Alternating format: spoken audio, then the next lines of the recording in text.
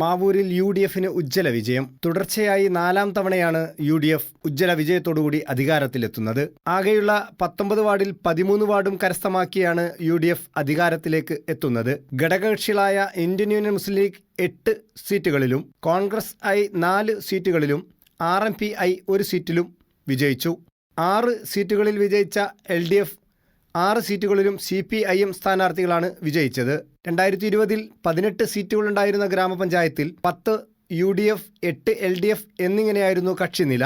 എന്നാൽ 15ാം വാർഡിലെ മെമ്പർ കേസിൽ ഉൾപ്പെട്ടതിനെ തുടർന്ന് CPIM പുറത്താക്കിയപ്പോൾ 11-7 എന്ന രീതിയിലായിരുന്നു കക്ഷിനില. നിലവിൽ LDF സിറ്റിംഗ് സീറ്റുകളായിരുന്ന 2ാം വാർഡ്, 8ാം വാർഡ്, പുതുതായി രൂപീകരിച്ച 19ാം വാർഡും UDF പിടിച്ചെടുത്തപ്പോൾ UDF വാർഡുകളായിരുന്ന 7, 11 വാർഡുകൾ LDF പിടിച്ചെടുത്തു. ശക്തമായ മത്സരം നടന്ന 9ാം വാർഡിൽ CPIM മുൻ ലോക്കൽ കമ്മിറ്റി സെക്രട്ടറി കൂടിയായ ശ്രീ KP ചന്ദ്രനും CPIMൽ നിന്നും പുറത്തുപോയ K ഉണ്ണികൃഷ്ണൻ തമ്മിലായിരുന്നു മത്സരം. ഉണ്ണികൃഷ്ണൻ KPAക്ക് വേണ്ടി മത്സരരംഗത്തെത്തി. എന്നാൽ 11 വോട്ടിന്റെ ഭൂരിപക്ഷത്തിൽ CPIM സ്ഥാനാർത്ഥി K ചന്ദ്രൻ വിജയിച്ചു.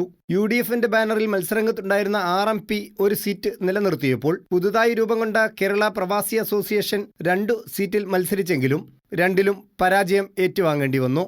Calicut news, Mavoor. Gulf Media Studio audio, video editing, still photography, ആധുനിക സംവിധാനത്തോടെ സൗണ്ട് ഡബ്ബിംഗ് സംവിധാനം, Dolby Atmos, 7.1, 5.1 mixing. Gulf Media Studio, Mavoor, Kattangal റോഡിൽ. ഗൾഫ് മീഡിയ സ്റ്റുഡിയോ, പോസ്റ്റ് ഓഫീസിന് മുൻവശം, കാട്ടാങ്ങൽ റോഡ്, മാവൂർ. മൊബൈൽ 8921716618.